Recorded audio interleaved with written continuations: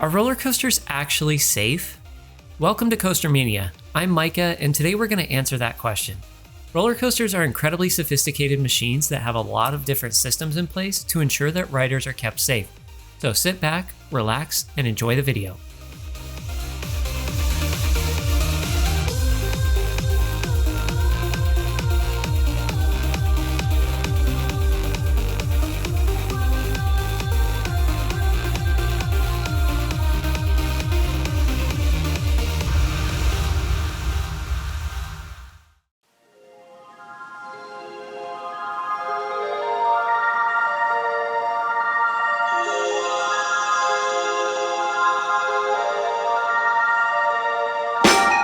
There are a few different types of safety systems we see on roller coasters.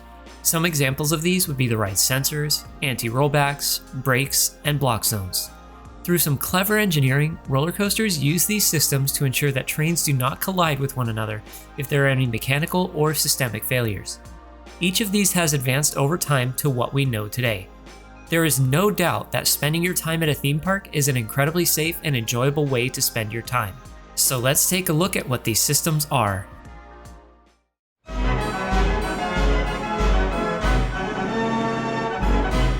Most roller coasters have tracks that are saturated with sensors. These sensors are mainly used to detect the presence of a train and in turn communicate with the coaster's central computer to relay where the train is on the course. To start, let's introduce some basic concepts involving logic. Yes, I know. This is a bit much, but stick with me. A sensor on a roller coaster can have two states, 0 or 1. You can also call these two states on or off. There is no other state these sensors can be in, as it is a completely binary system. By default, all sensors are set to a state of 0 or off. When an object passes by a sensor, it is set to 1, and when it is completely past the sensor, it changes back to 0. There is one problem we run into, however. How do we know where each sensor is? We can't exactly rely on GPS data. Well, each sensor is wired to a central computer in what is called a programmable logic controller, or PLC. This PLC is programmed to distinguish where each sensor is and is often displayed on a ride operator's control panel. From there, the PLC is also programmed with what are called block zones, which we'll define later. There are different types of sensors used to detect a train along a track. One of these is proximity sensors. These are the most commonly used and are often seen in tandem with flag plates on roller coaster cars. These proximity sensors use electromagnetism to detect metal in their vicinity. In combination with the metal flag plates, this lets the PLC system on a coaster detect the presence and location of a train. A second method used to detect a train would be called a photo eye. These types of sensors have two components that feature a beam of light and a reflector. If the light is blocked from being reflected, the sensor will detect this and function similarly to an on-off switch. There are a few different configurations of photo eyes. Some of these have a reflector mounted on the support structure of the coaster. These are fixed to the course and are set off when a coaster car blocks the reflection. One other design of photo eye places the reflector on the train itself. This means that when the sensor detects the reflection, it is set off. A final method has a reflector built across the track, so that when an entire train passes through, it sets the sensor off. This is not commonly used as it can be falsely tripped by ride mechanics passing by, loose articles, and other random objects passing through the field. A final type of sensor is a physical switch. This is called a limit switch. A limit switch has a spring-loaded lever that, when depressed, detects the train. The arm is physically pushed by the train, and when the train passes, it is released back into its fully extended rest position. This is the least common method used, as it can be prone to mechanical failure leading to false signals. In fact, it is almost impossible to find this sensor type on modern roller coasters. However, some water rides still use this system.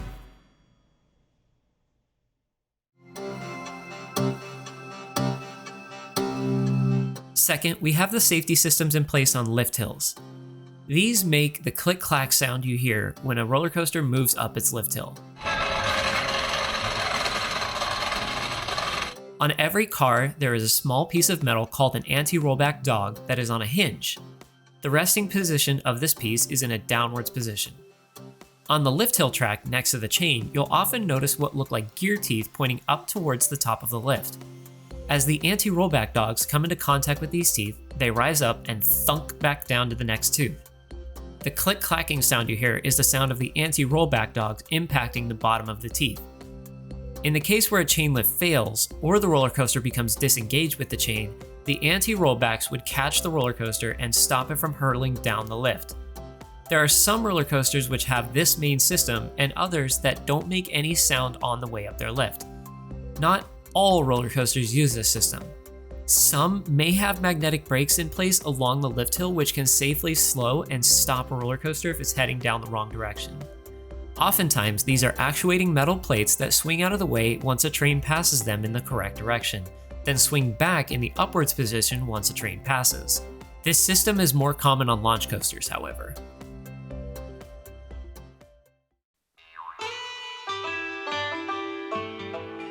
Obviously, coasters need a method to stop a train for various reasons. This is where brakes come into play.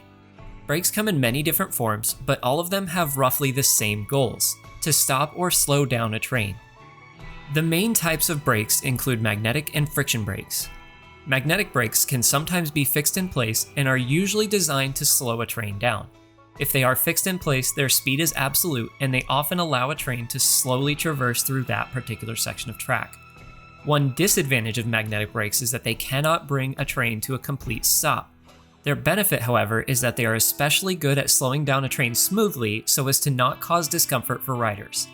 Finally, these brakes also have the advantage that they don't actually come into contact with the train, meaning that there's often less maintenance needed to keep magnetic brakes working properly. The other form of brakes is friction brakes. This comes in different forms, but they all use friction to slow down or stop a train. In the case of friction brakes, you can think of these as similar to the brakes on a car. Often there are large calipers on the side or top of the track, which come into contact with fins present on the train. By default, these calipers are set to be closed so that in the event of a power failure, all trains will come safely to a stop. Another form of friction brakes is skid brakes. These are less common on modern roller coasters, but often have a large block-like structure, often made of ceramic, that lifts and places friction on the bottom of the train. This was one of the earliest advancements in roller coaster design. A fun fact about these brakes is that older coasters using this style often have manual, lever-operated brakes. You can see this on the world's oldest roller coaster, which is Leap the Dips at Lakemont Park. Inside the station, there is a ride operator that is in charge of pulling these levers to stop and release cars as they're loaded. As a side note, there are some brakes that may be placed in the middle of the course which are designed to bring the coaster to a safe speed. These are known as trim brakes. Often, they can be seen on the ascent or even descent of a hill and bring the coaster to a safe speed so that riders don't experience G-forces that would be considered uncomfortable or potentially unsafe.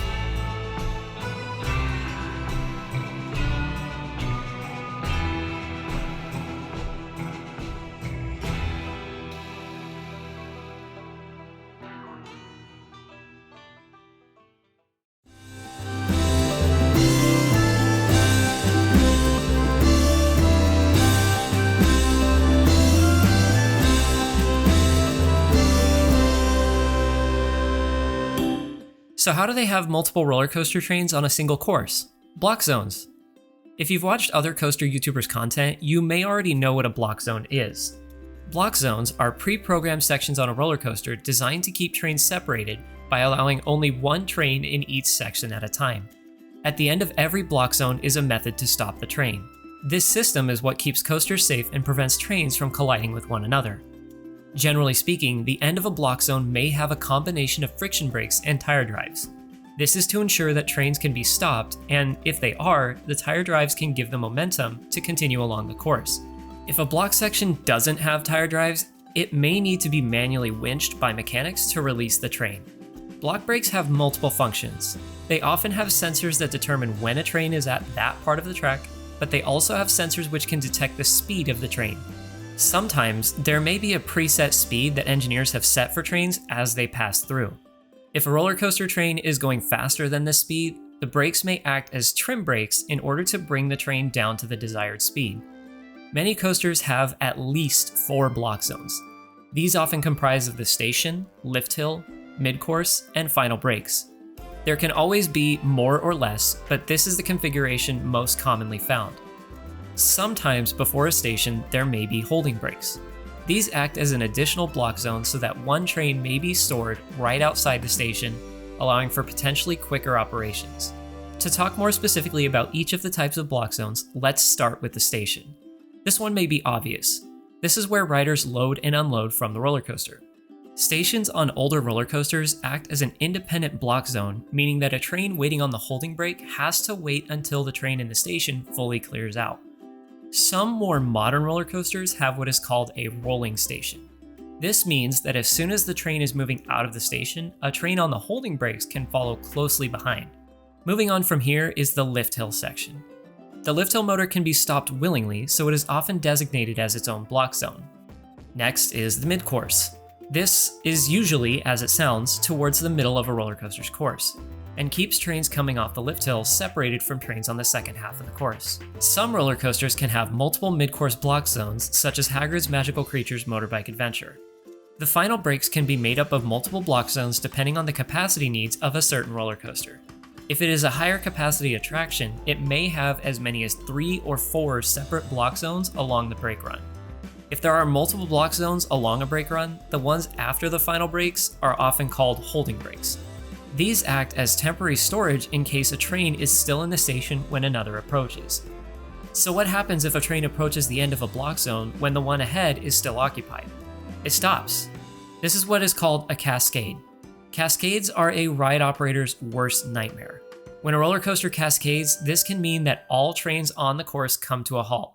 As mentioned earlier, some rides may not have drive tires installed at the block brakes, meaning that ride operators may need to shut down the ride and evacuate riders' presence on the coaster so that they may safely restart it.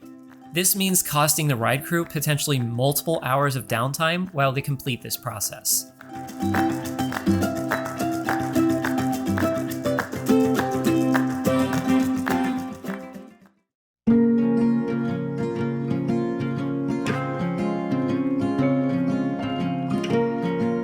Not all of these systems are completely flawless, but we really should ask, are roller coasters safe?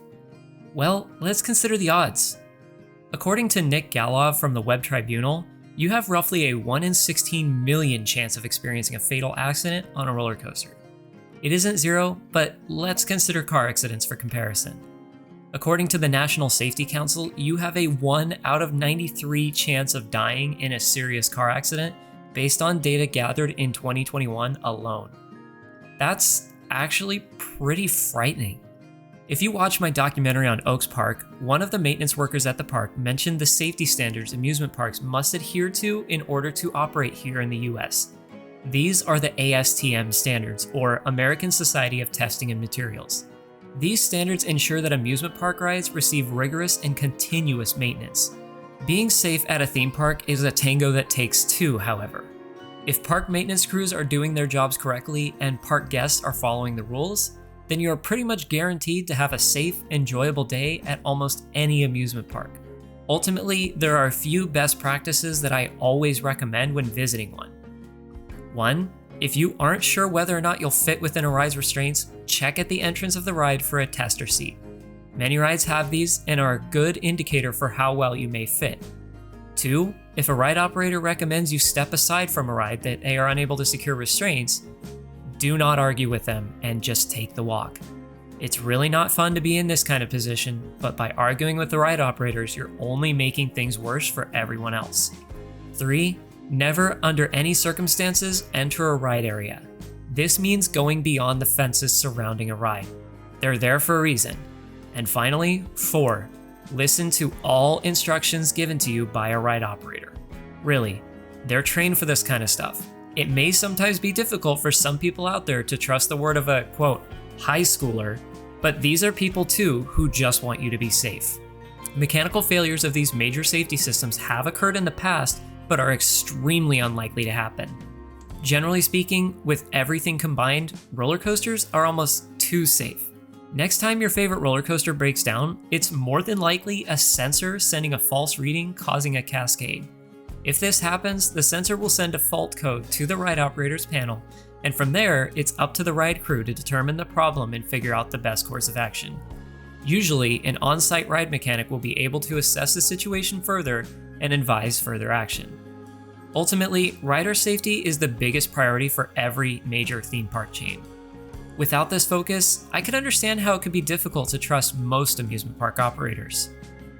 If you see a ride maintenance worker at your local amusement park, make sure to ask them what their highest priority is.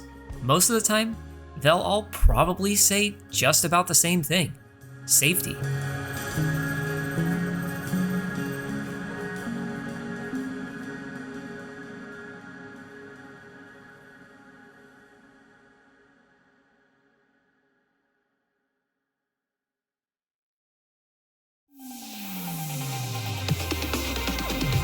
Thank you so much for watching this video. I hope you enjoyed it, and if you did, feel free to leave a like and comment below, and consider subscribing. I intend on uploading more content as time goes on and as Katie and I experience more parks and coasters. You can also find daily uploads on our Instagram page at Coaster Mania. Soon we'll be opening an Etsy page where you'll be able to buy prints and more of some of your favorite coaster photography of ours. Thanks for watching the video, and ride on, Coaster Maniacs!